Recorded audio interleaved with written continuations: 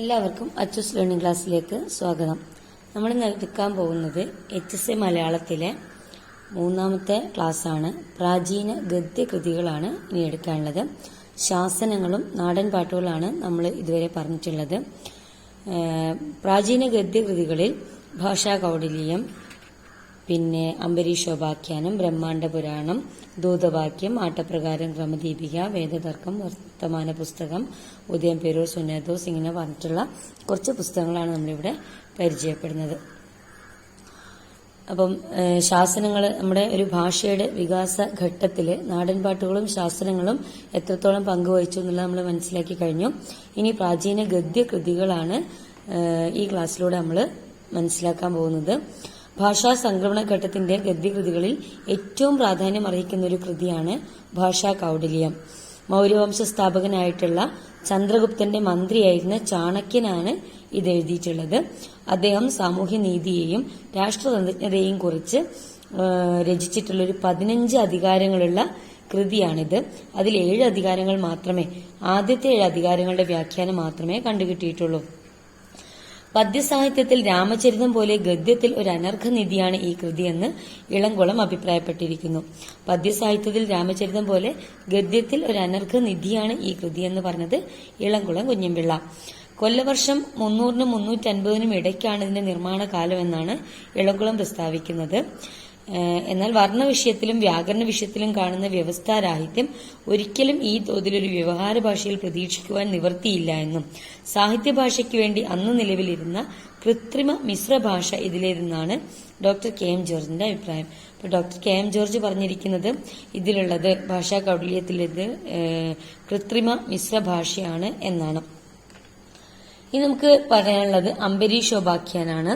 പ്രാചീന മലയാളത്തെ പ്രതിനിധാനം ചെയ്യുന്ന മറ്റൊരു ഗദ്യകൃതിയാണ് അംബരീഷോപാഖ്യാനം. അനേക ശതാബ്ദങ്ങൾക്ക് മുമ്പ് തന്നെ മലയാളി സാഹിത്യ സൃഷ്ടികൾ നിർവഹിച്ചിരിക്കുന്നു എന്ന് നിശ്ശങ്കം തെളിയിക്കാൻ അംബരീഷോപാഖ്യാനം പോലുള്ള കൃതികൾക്ക് കഴിയും എന്ന് പറഞ്ഞത് PK നാരായണപിള്ള. ഒരുപാട് വർഷം മുന്നേ മലയാളി സാഹിത്യ സൃഷ്ടികളൊക്കെ നിർവഹിച്ചിരുന്നു എന്ന് തെളിയിക്കാൻ വേണ്ടി അംബരീഷോപാഖ്യാനം തന്നെ പറ്റുമെന്ന് പറഞ്ഞത് PK നാരായണപിള്ളയാണ്. പിന്നെ ഈ കൃതിയിലെ സംഭാഷണാത്മകമായ ഭാഗങ്ങൾ ആ കാലഘട്ടത്തിൽ കേരളത്തിൽ പ്രചരിച്ചിരുന്ന വ്യവഹാര ഭാഷയുടെ രൂപത്തെയാണ് നമുക്ക് കാട്ടിത്തരുന്നതെന്ന് പറഞ്ഞത് ഡോക്ടർ PK നാരായണപിള്ള തന്നെയാണ്. ഏകാദശി വ്രതത്തിന്റെ മഹാത്മ്യത്തെക്കുറിച്ചാണ് അംബരീഷോപാഖ്യാനത്തിൽ പറയുന്നത്. ഏകദേശം ഒരു 14-ാം ശതകത്തിലാണ് അംബരീഷോപാഖ്യം രചിച്ചതെന്ന് കരുതപ്പെടുന്നു. അടുത്ത ബ്രഹ്മാണ്ഡ പുരാണമാണ്. ക്ഷേത്രങ്ങളിൽ പാഠകം ചെയ്യാൻ എഴുതിയുണ്ടാക്കിയ തമിഴ് ഗ്രന്ഥമായിരിക്കാം ബ്രഹ്മാണ്ഡ പുരാണം. അത് നമ്പ്യാന്മാരാണ് നിർവഹിച്ചിരുന്നത്. അതുകൊണ്ട് തന്നെ ഇത്തരം പുരാണ കഥകൾക്ക് നമ്പ്യാൻ തമിഴ് എന്ന് പേര് പറഞ്ഞിട്ടുണ്ട്. മലയാള ഗദ്യത്തിന്റെ വികാസ പരിണാമങ്ങളെക്കുറിച്ച് അന്വേഷിക്കുന്ന ഒരു വ്യക്തിക്ക് 3 വ്യക്തമായ ഘട്ടങ്ങൾ ഉപദർശിക്കാവുന്നതാണ്. അപ്പോൾ മലയാള ഗദ്യത്തിന്റെ വികാസ പരിണാമങ്ങളെപ്പറ്റി അന്വേഷിക്കുന്ന ഒരാൾക്ക് 3 ഘട്ടങ്ങളായിട്ട് അതിനെ തിരിക്കാവുന്നതാണ്. അതിൽ ഒന്നാമത്തെ ഘട്ടം ഹിന്ദു ഗദ്യം എന്ന് വിളിക്കുന്ന ബ്രാഹ്മണ മിഷണറിമാരുടെ പ്രേരണയാൽ ഉടലെടുത്ത ഗദ്യമാണ്. എന്ന് പറഞ്ഞാൽ ബ്രഹ്മാണ്ഡ പുരാണമൊക്കെ എഴുതിയിട്ടുള്ള ആ കാലഘട്ടം. അപ്പൊ ബ്രഹ്മാണ്ഡ പുരാണമൊക്കെ എഴുതിയിട്ടുള്ള ഹിന്ദു മിഷണറിമാരുടെ, ബ്രാഹ്മണ മിഷണറിമാരുടെ പ്രേരണയാൽ ഉടലെടുത്തിട്ടുള്ള ഗദ്യത്തെയാണ് ഹിന്ദു ഗദ്യം എന്ന് വിളിക്കുന്നത്. അതാണ് ഒന്നാമത്തെ ഘട്ടം. രണ്ടാമത്തെ ഘട്ടം എന്ന് പറയുന്നത് പോർച്ചുഗീസുകാരുടെ വരവിന് ശേഷമുള്ള ഗദ്യമാണ്. മതപ്രചാരണത്തിന് വേണ്ടി പോർച്ചുഗീസുകാർ കൊണ്ടുവന്നിട്ടുള്ള മിഷണറി ഗദ്യമാണ് രണ്ടാമത്തെ ഘട്ടം. മൂന്നാമത്തെ ഘട്ടം ആരംഭിക്കുന്നത് കഴിഞ്ഞ നൂറ്റാണ്ടിന്റെ അവസാനത്തോടു കൂടിയാണ്. എന്ന് പറഞ്ഞാൽ അതില് ഗദ്യം മതപ്രചാരണത്തിന് വേണ്ടി മാത്രമല്ല, അതില് സാഹിത്യം എന്ന ഒരു അനുഭൂതി കൂടി ഉണ്ടെന്ന് മനസ്സിലാക്കുന്ന ഒരു ഘട്ടമാണ് മൂന്നാമത്തെ ഘട്ടം. അപ്പോൾ ഒന്നാമത്തെ ഘട്ടം തന്നെ എന്താണ്? ബ്രഹ്മാണ്ഡ പുരാണത്തിന്റെ ഘട്ടം എന്നാണ് പറഞ്ഞിരിക്കുന്നത്. ഇനി നമുക്ക് പഠിക്കാനുള്ളത് ആട്ടപ്രകാരം ക്രമദീപികയുമാണ്. പ്രൊഫസർ CL ആന്റണി ഈ ഒരു വ്യവഹാര ഭാഷയും ചെന്തമിഴും ചേർന്ന് എഴുതിയിട്ടുള്ള ഒരു സാഹിത്യരൂപം എന്ന് പറഞ്ഞാൽ ആദ്യകാലങ്ങളിൽ ചെന്തമിഴും കേരള വ്യവഹാര ഭാഷയും ചേർന്ന് അതിൽ നിന്ന് രണ്ടിൽ നിന്നും വ്യത്യസ്തമായിട്ടുള്ള ഒരു സാഹിത്യരൂപം ഉണ്ടായിരുന്നു. ഇത് CL ആന്റണി പറഞ്ഞിരിക്കുന്നത് നീചരാജഭാഷ എന്നായിരുന്നു. ചെന്തമിഴും വ്യവഹാര ഭാഷയും ചേർന്ന്, കേരള വ്യവഹാര ഭാഷയും ചേർന്ന് അവ രണ്ടിൽ നിന്നും വ്യത്യസ്തമായിട്ടുള്ള മറ്റൊരു സാഹിത്യരൂപം ഉണ്ടായി. അതിനെ CL ആന്റണി നീചരാജ ഭാഷ എന്നാണ് വിളിക്കുന്നത്. ഇത് കുറച്ചൊരു സാംസ്കാരിക സാമുദായിക പ്രവർത്തനങ്ങൾക്കൊക്കെ എന്താ പറയാ അതിനെയൊക്കെ സാധാരണീകരിക്കാൻ വേണ്ടി വളരെ സഹായിച്ചിട്ടുണ്ട്. ഈ നീചരാജ ഭാഷയെയും സംസ്കൃതത്തെയും പ്രത്യേക രീതിയിൽ ബന്ധിപ്പിക്കുന്നതിനും ചെന്തമിഴിന്റെ രാജകീയ പ്രഭാവം ഇല്ലാതാക്കുന്നതിനും ഒതുങ്ങിയ കലകളാണ് കൂത്തും കൂടിയാട്ടവും. പിന്നെ കൂടിയാട്ടത്തിന്റെ ചടങ്ങുകൾ നിർവഹിക്കുന്നതിലേക്കുള്ള സാങ്കേതിക നിർദ്ദേശങ്ങൾ അടങ്ങിയ വിശദീകരണങ്ങളും പ്രായോഗിക രീതികളുമാണ് ഈ ആട്ടപ്രകാരത്തിലും ക്രമദീപികയിലും പറഞ്ഞിട്ടുള്ളത്. ആട്ടപ്രകാരത്തിൽ നടൻ രംഗത്ത് വന്ന് അവതരിപ്പിക്കേണ്ടതായ രീതിയിലാണ് വിവരിച്ചിരിക്കുന്നത്. മന്ത്രാംഗം, ശൂർപ്പണകാംഗം, അശോകവനികാംഗം, മത്തവിലാസം എന്നിവയുടെ ആട്ടപ്രകാരങ്ങൾ ലഭിച്ചിട്ടുണ്ട്. ക്രമദീപികയിൽ രംഗത്ത് അവതരിപ്പിക്കേണ്ട കൃത്യങ്ങളും വിദൂഷയം നിർവഹിക്കേണ്ട ചടങ്ങുകളെ പറ്റിയാണ് വിവരിക്കുന്നത്. ആട്ടപ്രകാരം ക്രമദീപികയും കൂത്തിനെയും കൂടിയാട്ടത്തെയും പറ്റി പറയാൻ വേണ്ടിയിട്ടുള്ള പുസ്തകങ്ങളാണ് ആട്ടപ്രകാരവും ക്രമദീപികയും. ഇത് എഴുതിയിട്ടുള്ളത് പിന്നെ നീച രാജഭാഷയും സംസ്കൃതത്തെയും തമ്മിൽ ബന്ധിപ്പിക്കുന്നതിന് വേണ്ടിയിട്ടും ചെന്തമിഴിന്റെ രാജകീയ പ്രഭാവം ഇല്ലാതാക്കുന്നതിന് വേണ്ടിയിട്ടുമാണ് ഉള്ള കലകളാണ് കൂത്തും കൂടിയാട്ടവും. അതിനെ പറ്റി പറയുന്ന എഴുത്താണ് ആട്ടപ്രകാരം ക്രമദീപികയും. പിന്നെ സി എൽ ആന്റണി ഈ ഒരു പിന്നെ ചെന്തമിഴും കേരള വ്യവഹാര ഭാഷയും ചേർന്ന രണ്ടിൽ നിന്ന് വ്യത്യസ്തമായിട്ടുള്ള ഒരു സാഹിത്യരൂപം ഉണ്ടായെന്ന് പറഞ്ഞിട്ടുണ്ട്. അതിന് സി എൽ ആന്റണി വിളിച്ചിരിക്കുന്നത് നീചരാജഭാഷ എന്നാണ്. ഇതൊക്കെ ക്വസ്റ്റ്യനിൽ വരാൻ സാധ്യതയുണ്ട്. നീചരാജഭാഷ എന്ന് വിളിച്ചത് ആരാണ്? സി എൽ ആന്റണിയാണ്. നമുക്കിനി പഠിക്കാനുള്ള ദൂതവാക്യം ഗദ്യം. 14-ാം ശതകത്തിലാണ് ദൂതവാക്യം രചിച്ചതെന്ന് പണ്ഡിതന്മാർ അഭിപ്രായപ്പെടുന്നുണ്ട്. ഇത് ദൂതവാക്യം എന്ന സംസ്കൃത വ്യായോഗത്തിന്റെ ഭാഷാനുവാദമാണ് ദൂതവാക്യം പ്രബന്ധം. ഗദ്യപദങ്ങളുടെ ഭാഷാ വിവർത്തനത്തോടൊപ്പം തന്നെ ഓരോ നടന്മാരുടെയും രംഗപ്രവേശത്തിൽ അതാത് നടന്മാർക്ക് രംഗപ്രയോഗത്തിന് വേണ്ട ഉപദേശങ്ങളും സന്ദർഭോചിതമായി അതിൽ നിബന്ധിച്ചിരിക്കുന്നുണ്ട്. രാമായണ കൃതികളിലെ പോലെ തന്നെ ദീർഘസമാസങ്ങളും വിഭക്ത്യന്ത പദങ്ങളും കലർന്ന ഒരുതരം ഗദ്യമാണ് ദൂതവാക്യം ഗദ്യത്തിലുള്ളത്. അടുത്ത ഉദയംപേരൂർ സുന്നതോസ് ആണ്. 1599 ജൂൺ 20 മുതൽ 26 വരെ ഉദയംപേരൂർ മാർത്താമറിയം പള്ളിയിൽ വെച്ച് 153 വൈദികരും 660 അൽമായ പ്രതിനിധികളുടെയും സാന്നിധ്യത്തിൽ നടത്തപ്പെട്ട സുന്നഹദോസ് എടുത്ത തീരുമാനങ്ങളാണ് ഉദയംപേരൂർ സുന്നഹദോസ് എന്ന പേരിൽ അറിയപ്പെടുന്നത്. ഇത് മലയാളത്തിലേക്ക് വിവർത്തനം ചെയ്ത് യാക്കോബ് കത്തനാരാണ്. 16-ാം ശതകം കേരളത്തെ സംബന്ധിച്ചിടത്തോളം ഒരു സുപ്രധാന കാലഘട്ടമാണ്. പോർച്ചുഗീസുകാരോടൊപ്പം കേരളത്തിലെത്തിയ മിഷണറിമാർ കേരളത്തിന്റെ ബഹുമുഖി വികസനത്തിന് കളമൊരുക്കി. അന്നത്തെ സുറിയാനി ക്രിസ്ത്യാനികൾക്കിടയിൽ പ്രചരിച്ചിരുന്ന അനാചാരങ്ങളെയും അന്ധവിശ്വാസങ്ങളെയും അകറ്റുന്നതിന് വേണ്ടിയിട്ട് AD 16-ാം നൂറ്റാണ്ടിൽ പോർച്ചുഗീസുകാർ ഒരു സംഘടിതമായ ശ്രമം നടത്തി. അതിന്റെ ഫലമായിട്ട് 1599 ഉദയംപേരൂരിൽ വെച്ച് ക്രൈസ്തവ മതാധികാരികളുടെയും ജനപ്രതിനിധികളുടെയും ഒരു മഹാസമ്മേളനം സുന്നഹദോസ് ചേരുകയും ക്രൈസ്തവർ അനുവർത്തിക്കേണ്ട അനുഷ്ഠാനങ്ങൾ ക്രോഡീകരിക്കുകയും ചെയ്തു.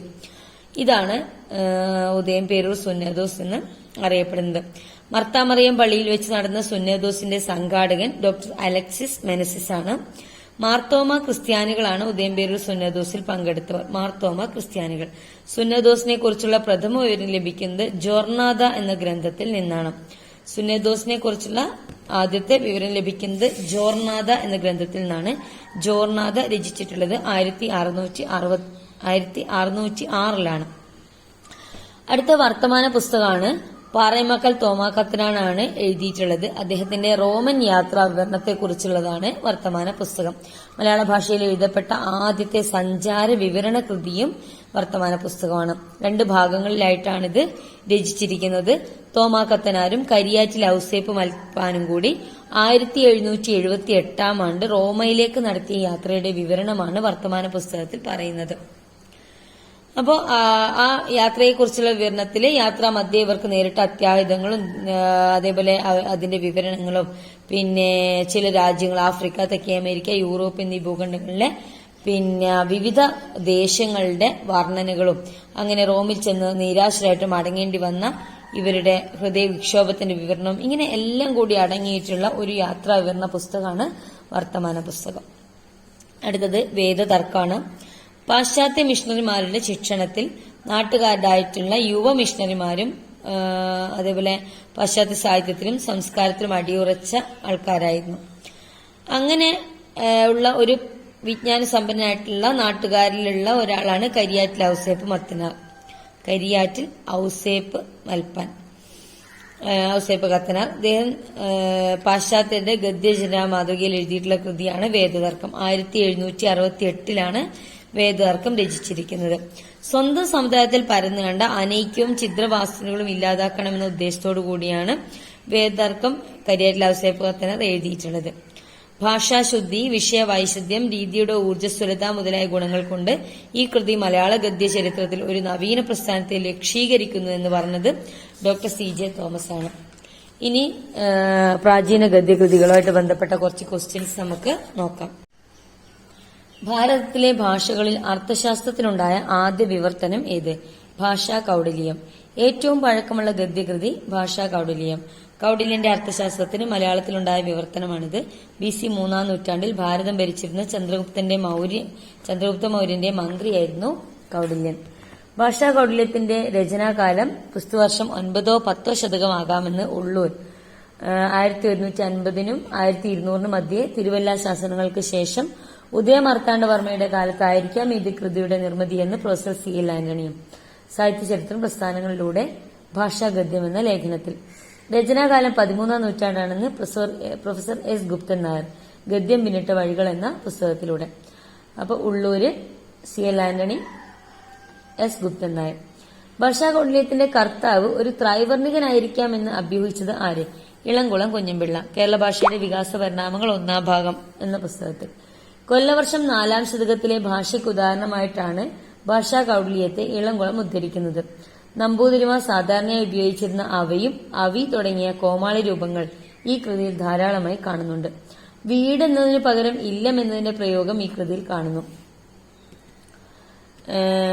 അതുകൊണ്ട് തന്നെ ഇത് എഴുതിയിട്ടുള്ളത് ഈ ഭാഷാപരമായ പ്രത്യേകതകൾ വെച്ചുകൊണ്ട് ഇത് എഴുതിയിട്ടുള്ള ഒരു ത്രൈവർണികനാണെന്ന് പറയുന്നത് ഇളംകുളം കുഞ്ഞൻപിള്ള. പ്രൊഫസർ CL ആന്റണിയും ഈ അഭിപ്രായത്തോട് യോജിക്കുന്നുണ്ട്. ഭാഷാ കൗടില്യത്തിന്റെ സ്വരൂപം എന്ത്? 15 അധികരണങ്ങളും 180 പ്രകരണങ്ങളും അടങ്ങുന്നതാണ് ഇതിന്റെ മൂലകൃതി. 6000 ശ്ലോകങ്ങൾ അഥവാ സൂത്രങ്ങൾ ഇതിൽ അടങ്ങിയിട്ടുണ്ട്. 7-ാം അധികരണം വരെയുള്ള ഭാഗം മാത്രമേ കണ്ടുകിട്ടിയിട്ടുള്ളൂ. വിനയാധികാരികം എന്നാണ് 1-ാം അധികരണത്തിന് നൽകിയിരിക്കുന്ന പേര്. ഭാഷാ കൗടില്യത്തിന്റെ 1-ാം അധികരണത്തിന്റെ പേര് വിനയാധികാരികം. ഭാഷാ സംക്രമണ ഘട്ടത്തെ ഗദ്യഗതികളിൽ പഴക്കം കൊണ്ടും ഉള്ളടക്കം കൊണ്ടും ഏറ്റവും അധികം പ്രാധാന്യമർഹിക്കുന്ന ഒന്നാണ് ഭാഷാ കൗടില്യം ഗദ്യം എന്ന് വിലയിരുത്തിയത് ആര്? Professor CL Antony. കൗടില്യത്തിന് ഉണ്ടായിട്ടുള്ള സംസ്കൃത വ്യാഖ്യാനങ്ങൾ: പ്രതിപദ പഞ്ചിക, നയചന്ദ്രിക, ജയമംഗള. ഭാഷാ ചരിത്ര പിബഡിഷുക്കൾക്ക് ഒരു അനർഘമായ വജ്രഖനിയാണ് ഭാഷാ കൗടില്യം എന്ന് അഭിപ്രായപ്പെട്ടത് ആര്? മഹാകവി ഉള്ളൂര്. ചാണക്യനാൽ പരിപോഷിപ്പിക്കപ്പെട്ട ബ്രഹ്മലിപിയായി പരിഗണിക്കപ്പെടുന്നത് ചാണക്യലിപി. ബ്രാഹ്മിയുടെ പിൻഗാമിയായി അറിയപ്പെടുന്ന ലിപി ദേവനാഗരി ലിപി. ബ്രാഹ്മിയുടെ പൂർവ്വലിപിയായി അറിയപ്പെടുന്നത് സൈന്ധവ ലിപി. സംസ്കൃത പദസമൃദ്ധമായ ഭാഷാ കൗടില്യത്തെ ഒട്ടൊക്കെ ക്ലിഷ്ടമാക്കിയിട്ടുണ്ട്. കൗടില്യം പോലെ ഗഹനമായൊരു കൃതി സംസ്കൃതത്തിൽ നിന്നും വിവർത്തനം ചെയ്യാൻ പോകുന്ന ഗദ്യഭാഷ 13-ാം നൂറ്റാണ്ടിൽ വാർത്തെടുക്കാൻ ഒരാൾ തയ്യാറാകുമ്പോൾ അത് അഭിനന്ദിച്ചേ മതിയാകൂ എന്ന് അഭിപ്രായപ്പെട്ടത് ഡോക്ടർ PV വേലായുധം പിള്ള ബ്രഹ്മാണ്ഡ പുരാണത്തിന്റെ അവതാരികയിൽ. ആട്ടപ്രകാരം ക്രമതിരിക്കുക എന്നാല് എന്ത്? സംസ്കൃത നാടകങ്ങൾ കൂടിയാട്ടത്തിന് അഭിനയിക്കുന്ന രീതി പ്രതിപാദിക്കുന്നതാണ് ആട്ടപ്രകാരം ക്രമതിരിക്കുക. ആട്ടപ്രകാരം എന്നാൽ കൂടിയാട്ടത്തിലെ വാക്യാർത്ഥ അഭിനയ വിശദീകരണമാണ് ആട്ടപ്രകാരം. നാടകത്തിന്റെ ഉള്ളടക്കമായ പദ്യങ്ങളും വാക്യങ്ങളും അഭിനയിച്ചു ഫലിപ്പിക്കാൻ നടന്മാർ എങ്ങനെയൊക്കെ പ്രവർത്തിക്കണമെന്ന് ഇതിൽ വിശദീകരിക്കുന്നു. ക്രമദീപിക എന്നാൽ എന്ത്? വിദൂഷകന്റെ ചടങ്ങുകൾ, വേഷവിധാനം, നടന്മാർ രംഗത്തനുഷ്ഠിക്കേണ്ട കൃത്യങ്ങൾ എന്നിവ വിവരിക്കുന്നതാണ് ക്രമദീപിക. ആട്ടപ്രകാരത്തിന്റെയും ക്രമദീപികയുടെയും രചയിതാവായി അറിയപ്പെടുന്നത് തോലൻ, കുലശേഖരവർമ്മയുടെ മന്ത്രിയായിട്ടുള്ള തോലനാണ്. ആട്ടപ്രകാരത്തിന്റെയും ക്രമദീപികയുടെയും കാലം 4-ാം ശതകത്തിനിപ്പുറം. ഭാഷയിലെ ഏറ്റവും പഴക്കമുള്ള ആട്ടപ്രകാരങ്ങൾ മന്ദാംഗം, മത്തവിലാസം, ശൂർപ്പണഖാംഗം, അശോകവനികാംഗം. ആട്ടപ്രകാരങ്ങളിൽ ഏറ്റവും പഴക്കമുള്ളതെന്ന് ഉള്ളൂർ അഭിപ്രായപ്പെടുന്നത് മന്ത്രാംഗമാണ്. ചെന്തമിഴിന്റെയും സംസ്കൃതത്തിന്റെയും സ്പർശം അധികമില്ലാതെ വ്യവഹാര ഭാഷ സൃഷ്ടിക്കാൻ ശ്രമിച്ച സ്വതന്ത്ര സാഹിത്യഭാഷയുടെ ആദ്യത്തെ രൂപമായിട്ട് ആട്ടപ്രകാരത്തിലെ ഗദ്യത്തെ ഗണിക്കാമെന്ന് പറഞ്ഞത് പ്രൊഫസർ CL ആന്റണി. ബ്രഹ്മാണ്ഡ പുരാണത്തിന്റെ കർത്താവ് നിരണത്ത് രാമപണിക്കരാണെന്ന് അഭിപ്രായപ്പെട്ടത് ആരില്ല? മഹാകവി ഉള്ളൂര്, K സാംബശിവശാസ്ത്രികൾ. ബ്രഹ്മാണ്ഡ പുരാണത്തിന്റെ രചനാകാലം 648 മുൻപ്. 14-ാം ശതകത്തിൽ എഴുതപ്പെട്ടു എന്ന് കരുതുന്ന ഈ കൃതിയുടെ താളിയോല പകർപ്പിൽ 648 ആണ്ട് ധനുമാസം 20 ഞായറാഴ്ചയും മകവും പഞ്ചമിയും അഞ്ചെഴുതി കൂടിയത് എന്ന് പകർത്തിയ കാലം രേഖപ്പെടുത്തിയിട്ടുള്ളത് കണ്ടിട്ടുണ്ടെന്ന് പറയുന്നത് ഉള്ളൂര്. ബ്രഹ്മാണ്ഡ പുരാണത്തിൽ എത്ര പാദങ്ങളുണ്ട്? 4 പാദങ്ങൾ. ഉപോത്ഘാതപാദം, പ്രക്രിയാപാദം, അനുഷംഗപാദം, ഉപസംഹാരപാദം. ബ്രഹ്മാണ്ഡ പുരാണത്തിലെ ഭാഷയും വേഷവും അനുകരണീയമായ നിലയിൽ കേരള ഭാഷാ ചരിത്രത്തിൽ പ്രത്യേകം ഒരു സ്ഥാനം അർഹിക്കുന്നുവെന്ന് അഭിപ്രായപ്പെട്ടത് കെ സാംബശിവശാസ്ത്രികൾ. ബ്രഹ്മാണ്ഡ പുരാണത്തെ ശ്രീ ചിത്രോദയ മഞ്ജരി ഭാഷാ ഗ്രന്ഥാവലിയിൽപ്പെടുത്തി 1936 പ്രസിദ്ധീകരിച്ചത് കെ സാംബശിവശാസ്ത്രികൾ. അംബരീഷോപാഖ്യാനത്തിന്റെ രചനാകാലം 14-ാം ശതകം. അതിലെ പ്രതിപാദ്യം ഏകാദശി വ്രതത്തിന്റെ മഹാത്മ്യം. പിന്നെ ദക്ഷിണാത്യനായ ഒരു പണ്ഡിതനാണ് അംബരീഷോപാഖ്യാൻ രചിച്ചതെന്ന് അഭിപ്രായപ്പെട്ടത് CL ആന്റണി. വിഷ്ണുഭക്തിക്കും ഏകാദശി വ്രതാനുഷ്ഠാനത്തിന് പ്രചാരം നൽകുന്ന ഒരു കൃതിയാണ് അംബരീഷോപാഖ്യാനം. വിഷ്ണുഭക്തിക്കും വ്രതാനുഷ്ഠാനങ്ങൾക്കും AD 14-ാം നൂറ്റാണ്ട് മുതൽ കേരളത്തിൽ ഗണ്യമായ പ്രചാരം സിദ്ധിച്ചിരുന്നുവെന്നും അക്കാലത്ത് വിഷ്ണുഭക്തി പ്രചോദകങ്ങളായ അനേകം ഗദ്യപദ്യകൃതികൾ ഉണ്ടായ കൂട്ടത്തിൽ ആവിർഭവിച്ചതാണ് അംബരീഷോപാഖ്യാനമെന്നും അഭിപ്രായപ്പെട്ടത് CL ആന്റണി. ദൂതവാക്യത്തിന്റെ രചനാകാലം കൊല്ലവർഷം 564 മുൻപ്. ദൂതവാക്യത്തിന്റെ ഇതിവൃത്തം മഹാഭാരതം ഉദ്യോഗപർവത്തിലെ ഭഗവത് ദൂത് ഭാസവിരചിതമെന്ന് കരുതപ്പെടുന്നു. സംസ്കൃതത്തിലെ ദൂതവാക്യം രൂപകത്തിന്റെ പരിഭാഷയാണ് ഈ കൃതി. അതായത് മലയാളത്തിലേക്ക് വിവർത്തനം ചെയ്യപ്പെട്ട നാടക കൃതിയാണ് ദൂതവാക്യം. പരവക്കൽ വീട്ടിലെ ഉണ്ണിരാമൻ കൊല്ലവർഷം 564 പകർത്തി എഴുതി എന്ന് രേഖപ്പെടുത്തിയിരിക്കുന്ന പ്രാചീന ഗദ്യകൃതിയാണ് ദൂതവാക്യം. അംബരീഷോപാഖ്യാനത്തിന്റെ മാതൃകയിൽ വിരചിതമായ മറ്റൊരു ഗദ്യഗ്രന്ഥം നളോപാഖ്യാനം. നളോപാഖ്യാനത്തിന്റെ ഇതിവൃത്തം നളമഹാരാജാവ് ലോകപാലകരെ സന്ദർശിക്കുന്നത് മുതൽ പുഷ്കരനിൽ നിന്നും രാജ്യം വീണ്ടെടുത്ത് ഭരിക്കുന്നത് വരെയുള്ള കഥാഭാഗം. അംബരീഷോപാഖ്യാനത്തിന്റെയും നളോപാഖ്യാനത്തിന്റെയും കർത്താവ് ഒരാളാണെന്ന് ഊഹിച്ചത് പ്രൊഫസർ CL ആന്റണി. പ്രാചീന ഗദ്യ മാതൃകളുടെ കർത്താവ് PK നാരായണപിള്ള. എന്താണ് കൂത്ത്? ദ്രാവിഡ നടനകലയാണ് കൂത്ത്. കൂത്ത് പറഞ്ഞ് അഭിനയിക്കുന്നത് ചാക്യാരാണ്. കൂത്തിനെ പരാമർശിക്കുന്ന ഏറ്റവും പ്രാചീന രേഖ ഏത്? AD 7-ാം ശതകത്തിലുണ്ടായ ചിലപ്പതികാരത്തിൽ പറവൂർക്കാരനായ ഒരു കൂത്തച്ചാക്കയ്യൻ അർദ്ധനാരീശ്വര നടനം ചെയ്യുന്നതായുള്ള വർണ്ണന. കൂത്തിന്റെ ഉത്ഭവം എങ്ങനെ? നൈമിശാരണ്യത്തിൽ വെച്ച് സുതൻ നടത്തിയെന്ന് ഭാഗവതത്തിൽ പറയുന്ന കഥാപ്രവചന രൂപത്തിൽ സന്മാർഗോപദേശം ചെയ്യുന്ന കൃതിയെ അനുകരിച്ചാണ് കൂത്തിന് രൂപം കൊടുത്തത്. കൂത്ത് എത്ര വിധം? 3 വിധം. 1 പ്രബന്ധം കൂത്ത്, 2 നങ്ങ്യാർ കൂത്ത്,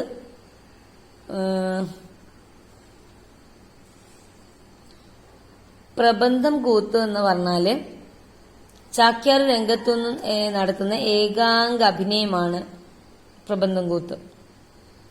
നങ്ങ്യാർ കൂത്ത് ഒരുവൻ കൂത്തെന്ന് ഉണ്ണുനീലി സന്ദേശത്തിൽ പറയുന്നത് നങ്ങ്യാർ കൂത്തിനെയാണ്. നങ്ങ്യാർ ഒറ്റയ്ക്ക് രംഗത്ത് പ്രത്യക്ഷപ്പെടുന്നു. അഭിനയവും അവതരണവും പ്രബന്ധം കൂത്തിലേക്ക് ഇതുപോലെ തന്നെ.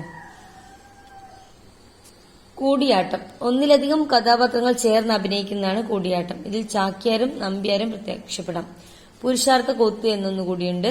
വിദൂഷക വേഷമാണ് ഇതിൽ പ്രത്യക്ഷപ്പെടുന്നത്. പുരുഷാർത്ഥങ്ങളായിട്ടുള്ള ധർമ്മം, അർത്ഥം, കാമം, മോക്ഷം എന്നിവയ്ക്ക് സമാന്തരമായി വിദൂഷന്റെ പുരുഷാർത്ഥങ്ങളായി അശനം, രാജസേവ, വിനോദം, വഞ്ചനം ഇവയെ ഓരോ ദിവസങ്ങളെ അഭിനയിച്ച ആളുകളെ രസിപ്പിക്കുന്നു. തമിഴ് പറയുക എന്നുകൊണ്ട് അർത്ഥമാക്കുന്നത് എന്ത്? കൂടിയാട്ടത്തിലെ ഒരു ചടങ്ങാണ്. ദിവസങ്ങളോളം നടക്കുന്ന ഒന്നാണ് കൂടിയാട്ടം. അതുകൊണ്ട് അതുവരെ പറഞ്ഞ കഥകളെ ഓർമ്മിപ്പിക്കാൻ വേണ്ടി നമ്പ്യാര് മലയാള ഭാഷയിൽ കഥാവർണ്ണനം നിർവഹിക്കുന്നതാണ് തമിഴ് പറയുക എന്നത്. പാഠകം എന്നാൽ എന്ത്? പുരാണ പ്രമേയങ്ങളുടെ വാചികമായ ആവിഷ്കരണമാണ് പാഠകം. ഇതിലെ ഭാഷ നമ്പ്യാൻ തമിഴായിരിക്കും. ക്ഷേത്രത്തിന് പുറത്ത് ആദ്യമായി കൂത്ത് അവതരിപ്പിച്ചത് എവിടെ? 1949 കൊട്ടാരക്കരക്കടുത്ത് ചോറുപൊയ്ക തെക്കേമനയ്ക്ക്. കൂത്തും കൂടിയാട്ടവും എന്ന ഗ്രന്ഥത്തിന്റെ കർത്താവ് കൊച്ചി കേരളവർമ്മ അമ്മാമൻ തമ്പുരാൻ. കൂടിയാട്ടം എന്ന കൃതി രചിച്ചതാര്? KP നാരായണ പിഷാരടി. ഇത്രയും കാര്യങ്ങളാണ് പ്രാചീന ഗദ്യകൃതികളിൽ നമുക്ക് പറയാനുള്ളത്. എല്ലാവരും നന്നായിട്ട് പഠിക്കുക. സിലബസ് ബേസ്ഡ് ക്ലാസ് ആണ് ഞാൻ എടുത്തുകൊണ്ടിരിക്കുന്നത്. 1 മാസം കൊണ്ട് നമുക്ക് സിലബസ് കംപ്ലീറ്റ് ചെയ്യുന്ന രീതിയിൽ ഇനി മുതൽ ദിവസം 1ഉം 2ഉം ക്ലാസ്സുകൾ ഞാൻ എടുക്കുന്നുണ്ടാവും. അപ്പൊ എല്ലാവരും സബ്സ്ക്രൈബ് ചെയ്യാത്തവരാണെങ്കിൽ സബ്സ്ക്രൈബ് ചെയ്യാം. ഉപകാരപ്രദമാണെങ്കിൽ ഷെയർ ചെയ്യുക. നിങ്ങളുടെ അഭിപ്രായങ്ങൾ തീർച്ചയായിട്ടും കമന്റ് ബോക്സിൽ രേഖപ്പെടുത്തുക. Okay, by.